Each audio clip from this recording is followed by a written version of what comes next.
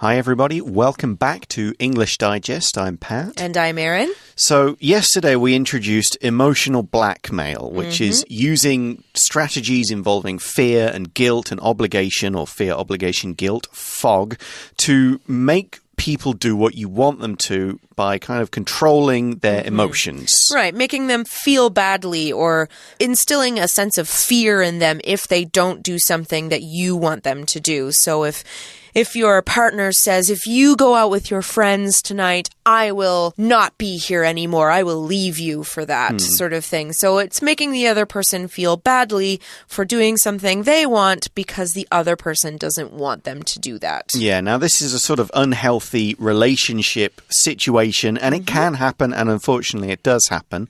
Now, in today's article, we're going to kind of look at when and why emotional blackmail cases occur, and also, thankfully, talk about how we can, as the title says, end the cycle of emotional blackmail. Let's read through day 2 of the article, find out all about it.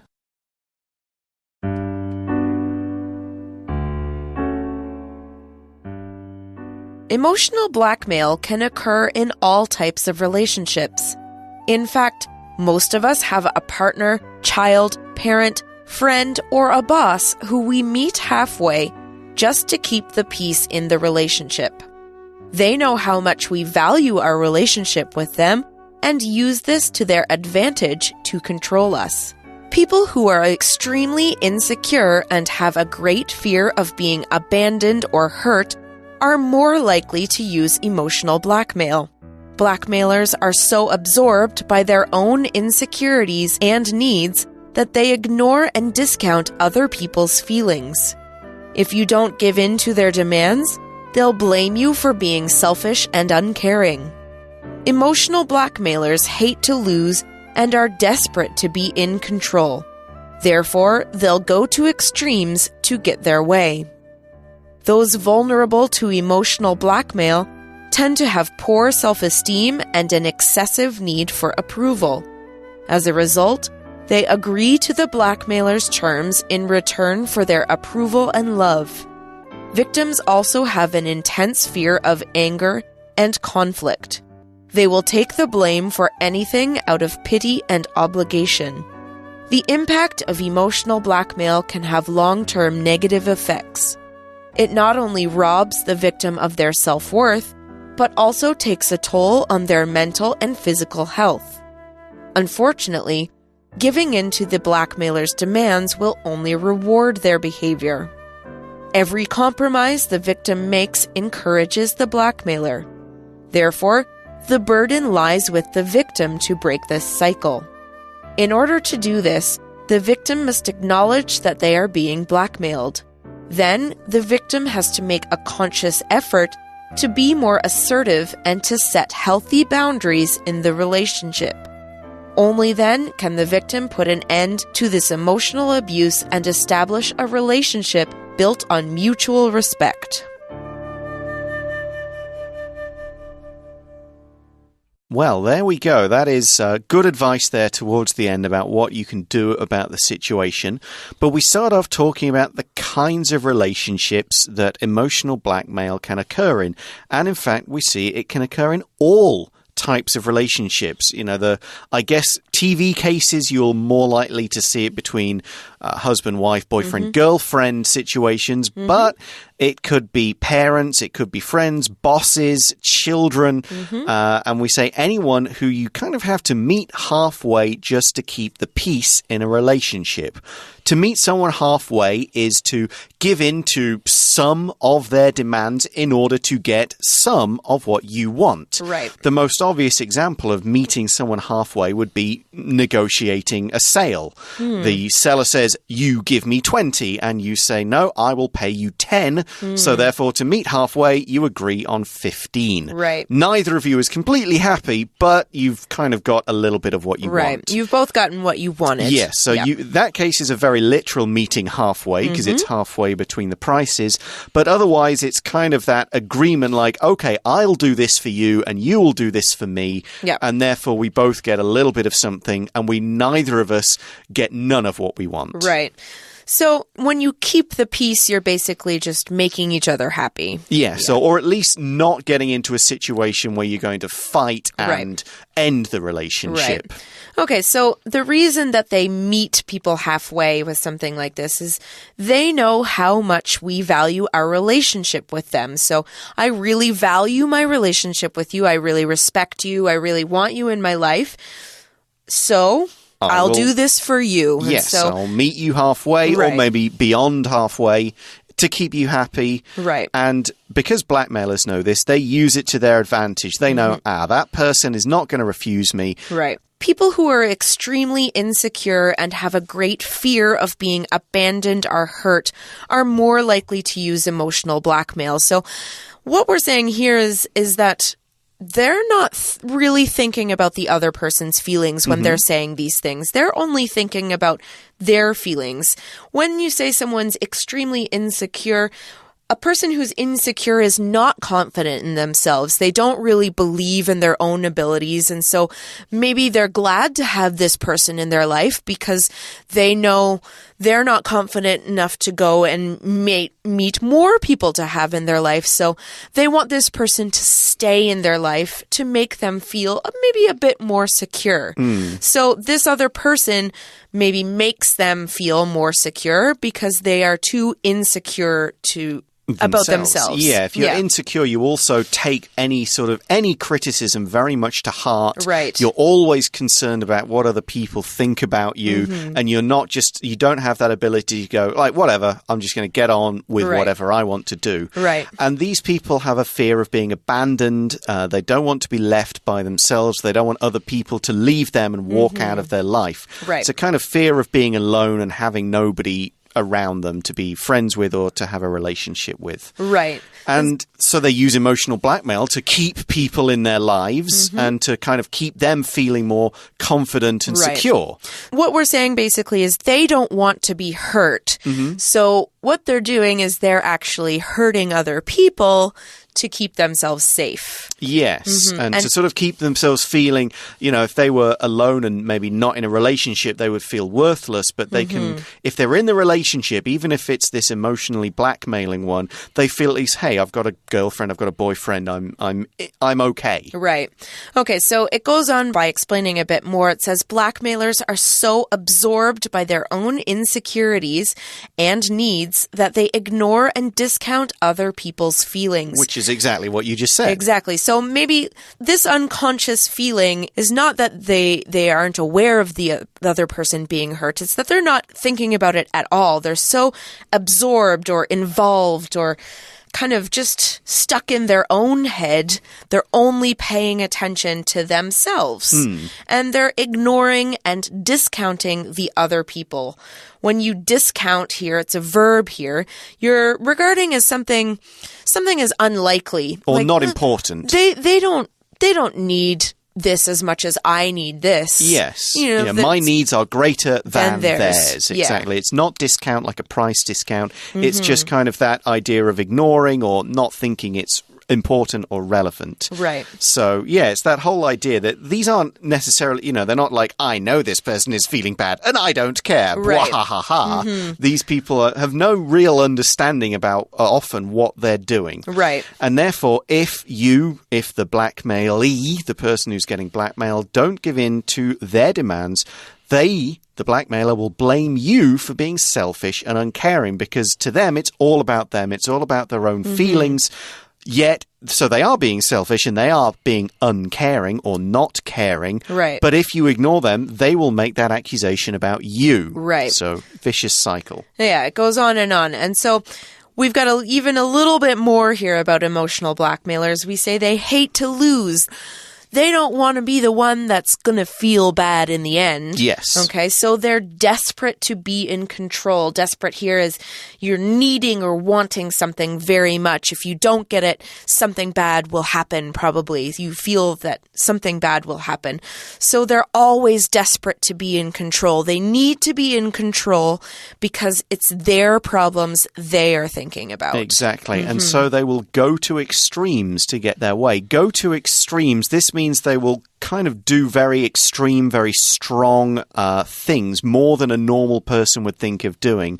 To go to extremes might be to, say things like, if you go out with your friends, then I will cut myself or something. Again, horrible example. But it's that idea that they will go to places and do things that a normal person wouldn't even think of. Right. They would just think, that's not normal. Who would do this? So it's going beyond, over, more than what is normal to get their way. Right. To get what they want. Right. All right, we're going to take a short break here, hand you over to our Chinese teacher for a bit, and when we come back, we'll kind of look at things more on the victim's side. Hello everyone, my name is Tina. 在今天的第一句告诉我们呢，情绪勒索可能是在所有类型的关系之间都会发生。第二个句子提到 In fact, most of us have a partner, child, parent, friend, or a boss who we meet halfway just to keep the peace in the relationship. 其实不管是对伴侣、小孩、父母亲、朋友或是老板，我们常常都需要 meet halfway， 就是去妥协，去迁就他人，为着呢，就是希望能够保持这种 the peace in the relationship， 维持和平的关系。我们来看一下 to meet someone halfway 就是有去妥协迁就某人的意思。举个例子来说，雇主同意和罢工者来协调，来迁就他，你就可以说 The owner agreed to meet the strikers halfway。第二段提到 people who are extremely insecure and have a great fear of being abandoned or hurt are more likely to use emotional blackmail. 这个句子很长，在 people 后面有一个形容词子句，同学可以从 who 开始括号括到 hurt。怎么样子的人呢？是 extremely insecure，他觉得极度的不安全感，而且呢 have a great fear， 非常的恐惧。恐惧什么呢？ Being abandoned or hurt， 他非常恐惧会被抛弃或被伤害的人，这样子的人are more likely to， 就很容易呢会去使用这所谓的 emotional blackmail。 这一段的倒数第二个句子里面提到 If you don't give in to their demands, they'll blame you for being selfish and uncaring。 那么这些情绪勒索者最厉害的地方就是如果你不屈服于他们的要求的话呢 they'll blame you， 他们会责怪你 for， 责怪的原因就是说你太自私，而且呢又不关心他人，这就是情绪勒索者常犯的一个策略。 We're going to take a short break now, but stay tuned. We'll be right back.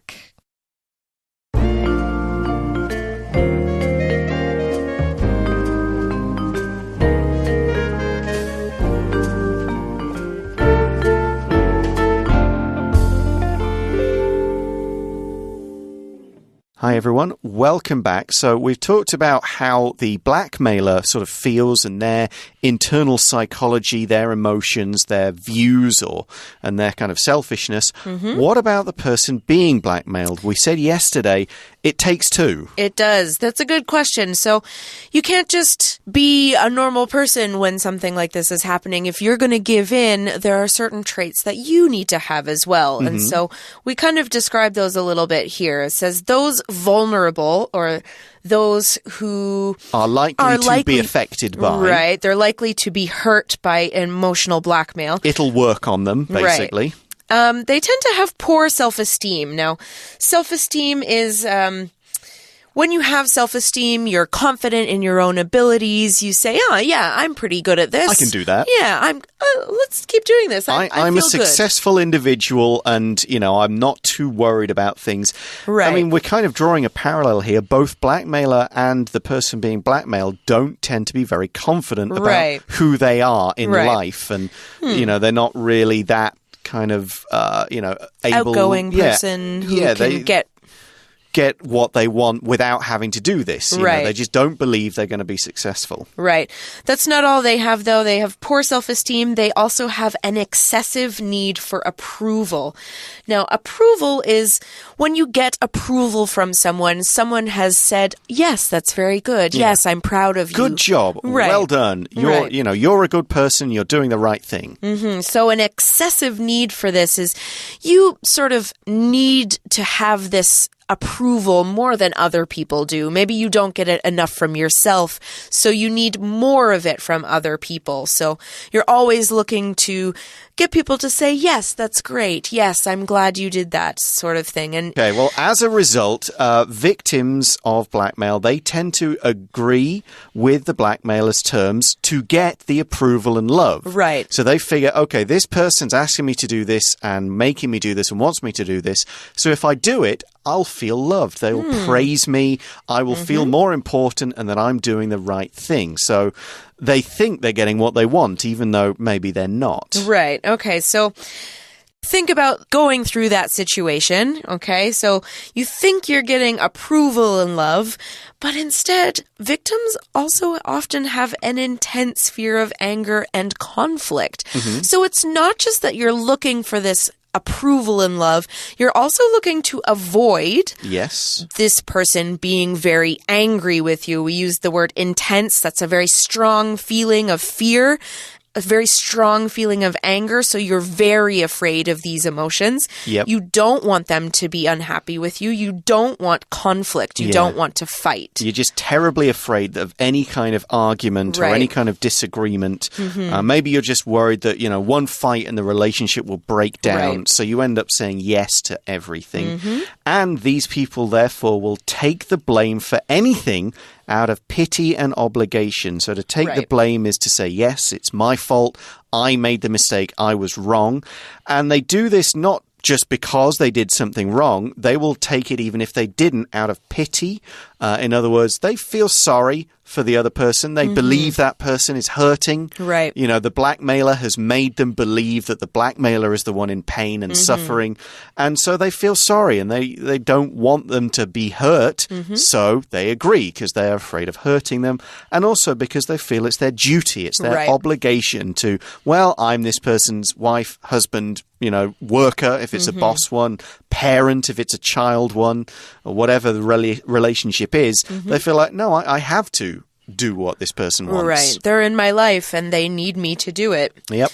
The impact of emotional blackmail. Here what we're saying is the effect, the influence, how you end up feeling after you've been blackmailed. Yep. It has long-term negative effects. So that means well in the future, you're still going to be affected by this. Yeah, you won't just feel bad today or tomorrow. You're going to constantly think back on what's happened and, how this is, and it's going to affect the way you act and the decisions you make going forward. Right. For example, it not only robs the victim of their self-worth, but also takes a toll on their mental and physical health. So to someone's self-worth is like their self-esteem. It's all that self-confidence stuff. And emotional blackmail will rob you of it. It'll take it away from you. Right. That either whether you're giving into it or whether you're doing it and you kind of know you're doing it somehow, that will reduce this self-confidence even further. And as we've kind of said, both people in these relationships tend not to have much. Right. So whatever little there is of it, it's being taken away. And this takes a toll. It has a very negative effect on. If something takes a toll on you,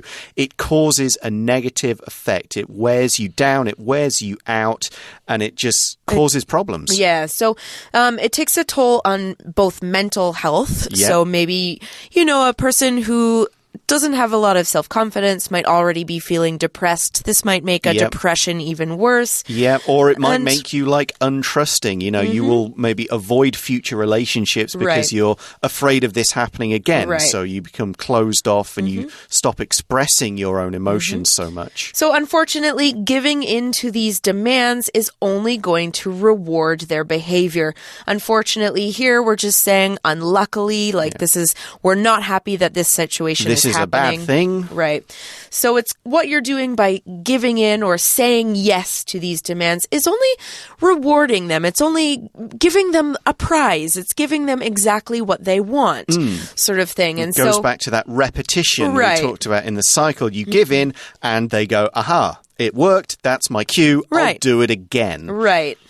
Okay, so every compromise the victim makes encourages the blackmailer, encourages them to do it again. So when you make a compromise, you agree to help achieve something here. You're saying, okay, this is when we're saying, I'll meet you halfway. Right back to that phrase at the start of the article. Right. So, because of all this, because the victim can kind of enable, is a word we use here, to kind of allow the blackmailer to keep doing what they're doing, therefore, the burden, the kind of the problem, the weight of the decision, the responsibility to handle it lies with the victim to break this cycle. So what we're saying here is it's the victim's responsibility. If something lies with you, it's your duty. It's kind of your choice whether you stop it or let it continue. It's all down to you, really. The blackmailer, of course, is not going to stop. They're getting what they want. Why would they? Therefore, it's you. You have to break it. Okay, well, what do you have to do? Here's the question we all want answered. In order to do this, the victim must acknowledge that they are being blackmailed. This is always the first step in making any change. Acknowledge that a problem is happening. When you acknowledge something, you accept that or admit that it's happening. Maybe you've just been ignoring these problems. It's not as bad as all that. Well, you have to say, yeah, it is, really. So then the victim has to make a conscious effort to be more assertive and to set healthy boundaries in the relationship. A conscious effort means you're making a decision. You're making a strong decision. You're not just letting it happen or hoping it will happen. You are making it happen. You're going out there and just saying, I'm going to do this. This is the way I'm going to act. And even if it seems bad, it's a conscious decision. It's the choice in front of you. Yes or no? Yes, I'm doing it. And they're going to be more assertive, which is going to mean that they are strongly saying, this is what I want. This is what's going to happen. I'm not going to be the one who takes no for an answer now. Right. So basically what we're saying is when you're going to be assertive, you're going to be more confident in your decisions. Strong in them, Yes. No doubt. You're not going to sort of second guess it. Yes. And you're going to set some boundaries. Now, boundary is the limit of something. And we often talk about like a boundary of land where it's like this side is yours, this side is mine. Here, this is a boundary in a relationship, and it defines in a relationship what is acceptable, what's allowed, and what is not acceptable and what's not allowed. So you're basically saying these are our boundaries. You can do this, but you can't do this. Okay, so we've got to be more assertive. We've got to acknowledge that the problem exists. Then we have to be more confident and assertive in our decisions. Then we have to draw healthy boundaries to say what is okay and what is not. And only after you do all these things, the victim can put an end to this emotional abuse or negative or bad behavior and establish a relationship built on mutual respect. Mutual here means that it's accepted by both people, not just one person. It's a way of saying that I can respect you, you can respect me. It goes both ways. Yeah, we respect one another, and because of that, we will pay attention to each other's feelings, not just think of ourselves and be selfish, and, we'll work together to kind of take the relationship away from the bad place and into a place where we understand why each of us do the things and we recognize our own problems and kind of deal with them properly. Yes. Together. Exactly. All right, well, that brings us to the end of our article. We're going to give you back to our Chinese teacher one more time before we wrap the whole thing up.